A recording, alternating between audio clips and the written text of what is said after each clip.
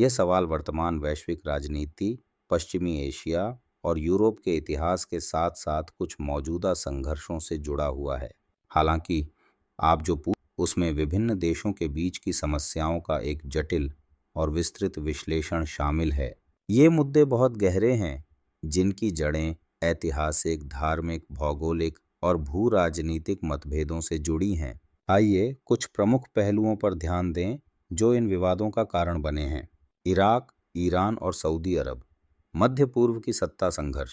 Iraq और Iran का संघर्ष सदियों पुराना है, जिसमें शिया सुन्नी मतभेद की बड़ी भूमिका है। सऊदी अरब, जो कि सुन्नी मुस्लिम देश है, और ईरान, जो कि शिया मुस्लिम देश है, क्षेत्रीय प्रभुत्व के लिए संघर्ष करते रहे हैं। यह संघर्ष यमन से लेकर सीरिया तक दिखता है, जहां दोनों देशों ने अपनी अपनी समर्थक सेनाओं का समर्थन किया है। इस क्षेत्रीय सत्ता संघर्ष को अमेरिका ने भी समर्थन दिया है, विशेषकर सऊदी अरब को, जिससे ईरान के खिलाफ मोर्चाबंदी हो सके। फिलिस्तीन और इजरायल। ऐतिहासिक संघर्ष। फिलिस्तीन और इजरायल के बीच का संघर्ष पिछले 100 सालों से चल रहा है। इसका मुख्य कारण 1948 में इजरायल राज्य की स्थापना और उसके बाद फिलिस्तीनी क्षेत्रों पर कब्जा है। फिलिस्तीनियों का दावा है कि यह भूमि उनकी है, जबकि इजरायल यहूदी राज्य के रूप में इसे अपनी ऐतिहासिक मातृभूमि मानता है। यहाँ पर अमेरिका ने खुलकर इजरायल का समर्थन किया है, जिससे यह मुद्दा और अधिक जटिल हो गया है। फिलिस्तीनी पक्ष के समर्थन में अधिकतर अरब देश जैसे इराक, ईरान और सऊदी अरब रहे हैं। लेबनान और इजरायल, हिजबुल्लाह का उदय। लेबनान और इजरायल के बीच तनाव 1980 के दशक से जारी है, खासकर इजरायल के दक्षिणी लेबनान पर कब्जे और हिजबुल्लाह के उभार के कारण।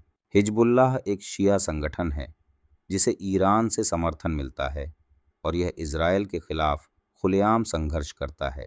लेबनान के भीतर इस संघर्ष ने राजनीतिक अस्थिरता और धार्मिक विभाजन को और गहरा किया है। रूस और यूक्रेन। शक्ति संतुलन का मुद्दा। रूस और यूक्रेन के बीच का वर्तमान संघर्ष 2014 में शुरू हुआ, जब रूस ने क्रीमिया पर कब्जा कर लिया और पूर्वी यूक्रेन में रूसी समर्थक विद्रोहियों का समर्थन किया। इस संघर्ष के पीछे रूस का मकसद यूक्रेन को नाटो में शामिल होने से रोकना था, क्योंकि इससे रूस की सुरक्षा को खतरा महसूस हो सकता था। पश्चिमी देशों, खासकर अमेरिका और यूरोपीय संघ, ने यूक्रेन का समर्थन किया, जिससे रूस और पश्चिमी देशों के बीच तनाव बढ़ गया है। कतर और सऊदी अरब। खाड़ी देशों के भीतर तनाव। कतर और सऊदी अरब के बीच तनाव का मुख्य कारण कतर की स्वतंत्र विदेश नीति और ईरान के साथ उसके संबंध हैं।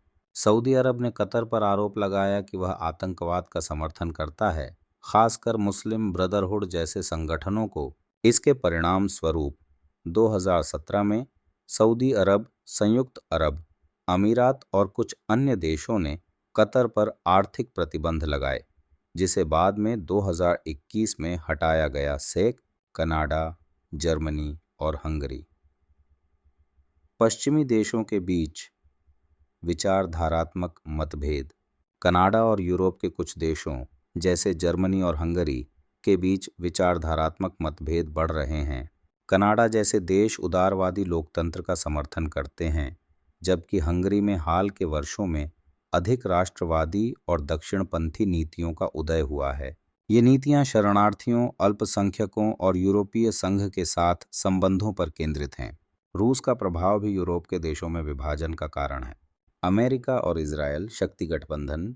अमेरिका और इजरायल के बीच घनिष्ठ संबंध हैं, जो 1948 में इजरायल के गठन के बाद से जारी हैं। अमेरिका ने इजरायल को आर्थिक और सैन्य समर्थन दिया है, जिससे इजरायल क्षेत्र में सबसे बड़ी सैन्य शक्ति बन गया है। यह समर्थन फिलिस्तीनियों और अरब दुनिया के अन्य हिस्सों में नाराजगी का कारण बना है। अमेरिका का इजरायल समर्थन पश्चिमी एशिया के राजनीतिक संतुलन को बिगाड़ता है। फिनलैंड और रूस। पूर्व और पश्चिम के बीच तनाव। फिनलैंड, जो रूस के साथ सीमा साझा करता है, हाल ही में नाटो में शामिल हुआ है, जो रूस के लिए एक बड़ा झटका है। रूस ने इसे अपनी सुरक्षा के लिए खतरा बताया है। इसने रूस और पश्चिमी देशों के बीच तनाव को और बढ़ा दिया है, खासकर यूक्रेन युद्ध के बाद से। ईरान और इजरायल के बीच तनाव। शिया और यहूदी प्रभुत्व की लड़ाई। ईरान और इजरायल का संघर्ष मुख्य रूप से राजनीतिक और धार्मिक है। ईरान, जो एक शिया इस्लामिक गणराज्य है, इज़राइल के यहूदी राज्य के खिलाफ सख्त विरोध रखता है। ईरान फिलिस्तीनियों का समर्थक है और इज़राइल के अस्तित्व को खारिज करता है। ईरान की यह नीतियां उसके क्षेत्रीय विस्तारवादी उद्देश्यों से भी जुड़ी हैं, जिनमें उसने सीरिया और लेबनान में हिजबुल्लाह और अन्य शिया मिलिशिया समूहों का समर्थन करके अपने प्रभाव को फैलाने की कोशिश की है। इज़राइल इसे अपनी सुरक्षा के लिए खतरे के रूप में देखता है और इसलिए ईरान के परमाणु कार्यक्रम पर कड़ी प्रतिक्रिया देता है, जिसे वह क्षेत्रीय स्थिरता के लिए खतरा मानता है। अमेरिका, जो इज़राइल का सबसे बड़ा समर्थक है, ईरान के खिलाफ अंतर्राष्ट्रीय प्रतिबंधों और कूटनीतिक उपायों का नेतृत्व करता रहा है। ईरान का परमाणु कार्यक्रम इस पूरे विवाद के केंद्र में है और अमेरिका ने 2015 में ईरान के साथ हुए परमाणु समझौते JCPOA से खुद को बाहर कर लिया था, जिससे स्थिति और तनावपूर्ण हो गई। 10. यूक्रेन और रूस का संघर्ष, नाटो विस्तार और ऊर्जा राजनीति। यूक्रेन और रूस का संघर्ष, जैसा कि पहले भी उल्लेख किया गया, न केवल क्षेत्रीय विवाद है बल्कि यह भू राजनीतिक हितों का भी परिणाम है। यूक्रेन के पश्चिमी झुकाव, खासकर नाटो और यूरोपीय संघ में शामिल होने की उसकी आकांक्षाएं, रूस के लिए चिंता का विषय रही है। रूस ने हमेशा यूक्रेन को अपने प्रभाव क्षेत्र का हिस्सा माना है और जब यूक्रेन ने पश्चिम की ओर झुकाव दिखाया तो रूस ने आक्रामक रूप से प्रतिक्रिया दी। इस संघर्ष का एक महत्वपूर्ण पहलू ऊर्जा राजनीति है। रूस, जो प्राकृतिक गैस का सबसे बड़ा निर्यातक है, यूक्रेन के रास्ते यूरोप को अपनी गैस पहुंचाता है। यह स्थिति रूस को एक महत्वपूर्ण भू राजनीतिक लाभ देती है। जब भी पश्चिमी देश रूस पर प्रतिबंध लगाने की कोशिश करते हैं, यूरोप की ऊर्जा आपूर्ति खतरे में पड़ जाती है। 11. इज़राइल और सऊदी अरब, छुपे हुए सहयोगी। हाल के वर्षों में इज़राइल और सऊदी अरब के बीच एक नया समीकरण उभर रहा है।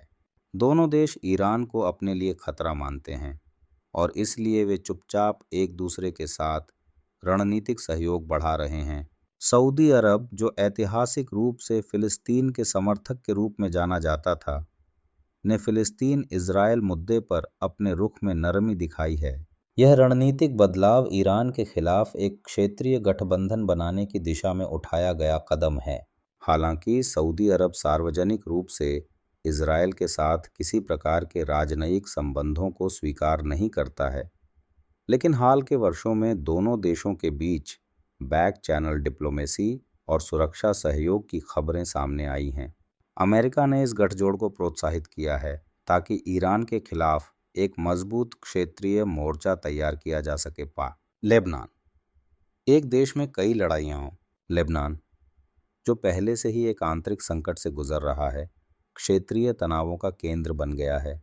यहाँ हिजबुल्लाह का प्रभाव और इज़राइल के साथ उसका संघर्ष लेबनान की आंतरिक स्थिरता को भी प्रभावित करता है।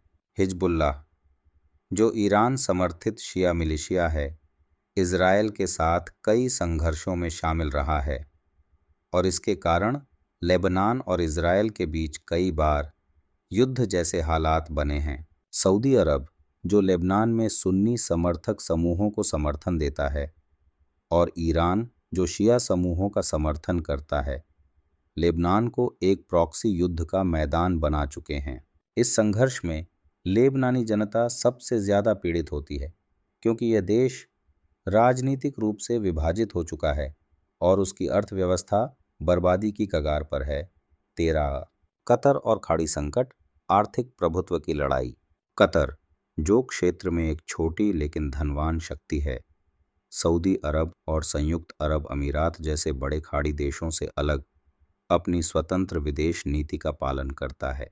यह संकट तब और गहरा गया जब कतर ने अल जजीरा नेटवर्क के माध्यम से क्षेत्रीय राजनीति पर खुलकर अपनी राय व्यक्त की और मुस्लिम ब्रदरहुड जैसे संगठनों का समर्थन किया, जिसे सऊदी अरब और उसके सहयोगी आतंकवादी समूह मानते हैं। कतर के इस स्वतंत्र रुख के कारण 2017 में सऊदी अरब, संयुक्त अरब अमीरात और अन्य देशों ने कतर पर प्रतिबंध लगाए।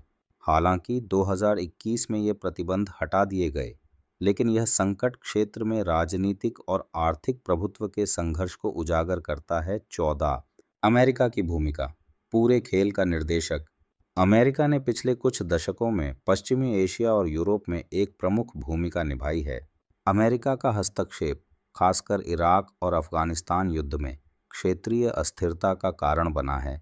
अमेरिका ने इजरायल, सऊदी अरब और कतर जैसे देशों का समर्थन किया ताकि वह क्षेत्रीय सत्ता संघर्ष में अपनी स्थिति को मजबूत कर सके।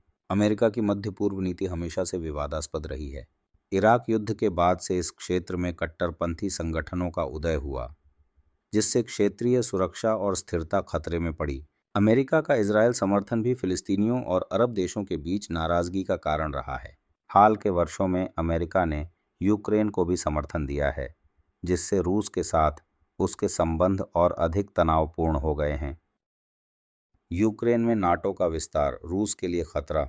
यूक्रेन का नाटो में शामिल होने की इच्छा रूस के लिए एक बड़ा भू राजनीतिक खतरा है। नाटो, उत्तर अटलांटिक संधि संगठन, एक पश्चिमी सैन्य गठबंधन है जिसका उद्देश्य सोवियत संघ और बाद में रूस के प्रभाव को रोकना था।